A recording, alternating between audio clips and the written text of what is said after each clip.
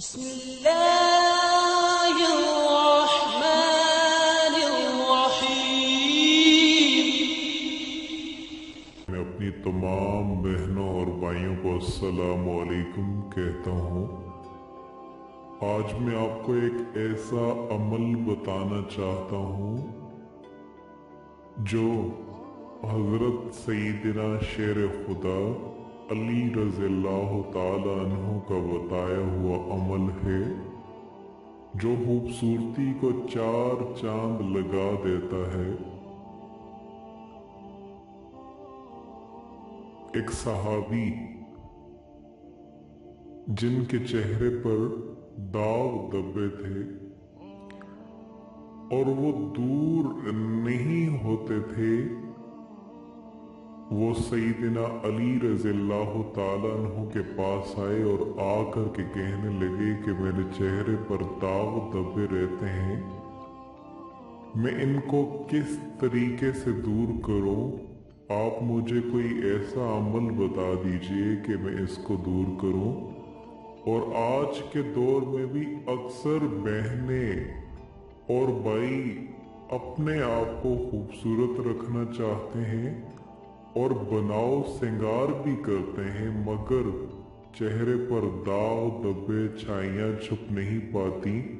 سردیوں میں face wash کا استعمال کرتے ہیں، فیشل کرواتے ہیں، مگر چہرے پر داغ دبے دور نہیں ہوتے۔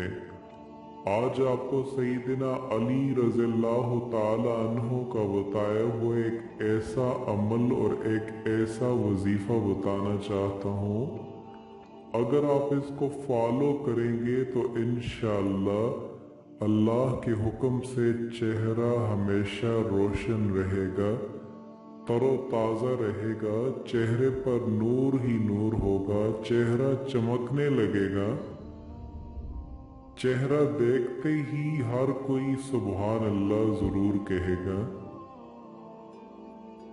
سب سے پہلے آپ یہ کام کر لیں کہ نماز کو اپنے اوپر لازم کر لیں۔ نماز کے بعد جو آپ کے چہرے پر نور ہوتا ہے وہ اللہ کی نور کی تجلی ہے۔ اس کے سامنے کھڑے ہو کر، اس کے سامنے جھک کر وہ اپنی تجلی عطا کرتا ہے، وہی تجلی جس کی تاب نہ لاتے ہوئے سیدنا موسیٰ علیہ السلام بھی بے ہوش ہو گئے تھے۔ صرف ایک نماز کی وجہ سے خدا آپ کے رخ پہ ڈال دیتا ہے۔ میرا ایک دوست، اس کا چہرہ بہت زیادہ خراب تھا، چہرے پر بہت دانے نکل ہوئے، اتنے نکل گئے تھے کہ میں آپ کو بتا نہیں سکتا تھا۔ وہ دوست کہنے لگے کہ میں نے مہنگی مہنگی کریمیں لگائی ہیں، اپنے چہرے کا یہ حال ہو گیا ہے، اب میں بہت زیادہ پریشان ہوں۔ تو میں نے انہیں بتایا کہ آپ کوئی بھی کریم نہ لگائیں، کوئی بھی لوشن نہ لگائیں، آپ اپنی 5 وقت کی نماز پڑھیں اور ہر مرتبہ جب بھی آپ وضو کریں تو آپ 33 مرتبہ یا خالقو یا مصورو یا جمیلو، یہ اللہ پاک کے 3 صفاتی نام ہیں، یا خالقو یا مصورو یا جمیلو، یا خالقو یا مصورو یا جمیلو۔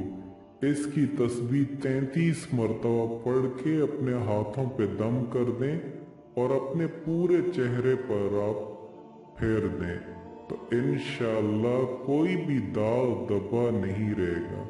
تو چند دنوں کے بعد وہ مجھے مسجد میں ملے، ان کا چہرہ دیکھا تو بالکل صاف شفاف، کوئی داغ دبا ہی نہیں تھا۔ جب میں نے ان سے کرشمہ پوچھا تو کہنے لگے کہ آپ نے جو مجھے وظیفہ بتایا تھا اللہ پاک نے کرم کر دیا۔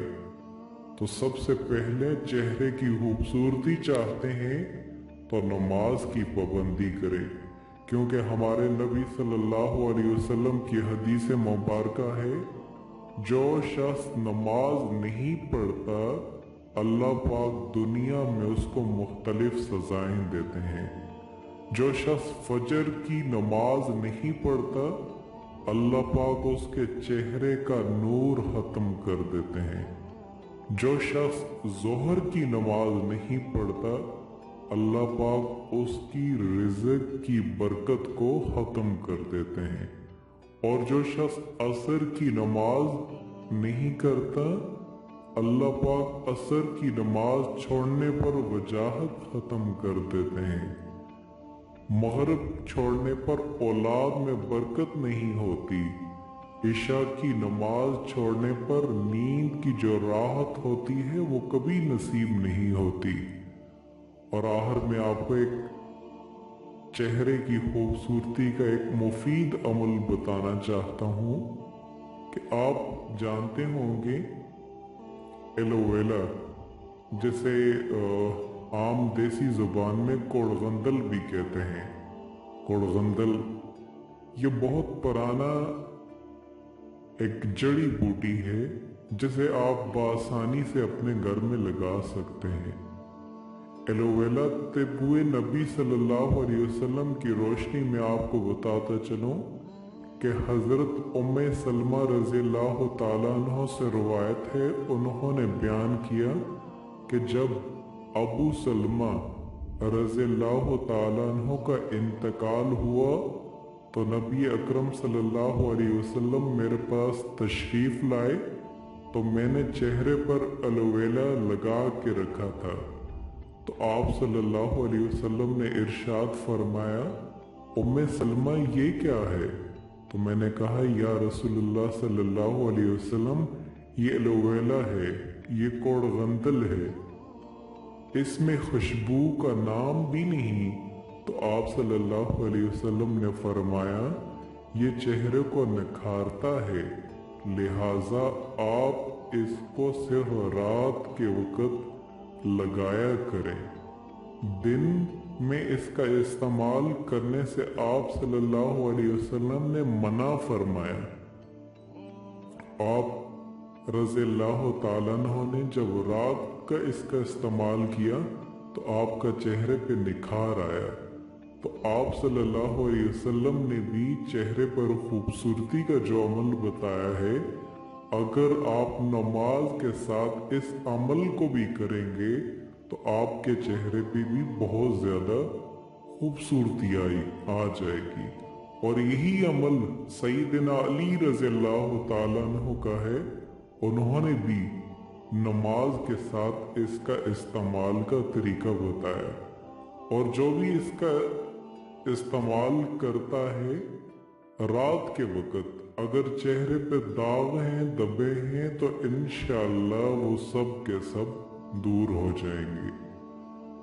अल्लाह पाक तमाम मुसलमानों को शिफा अता फरमाए। और सबसे ऊपर आप अपने ऊपर नमाज का एहतमाम करें, नमाज की पाबंदी करें। उसी में हमारे लिए दुनिया में भी और आखिरत में भी, दोनों जहानों में कामयाबी का राज है।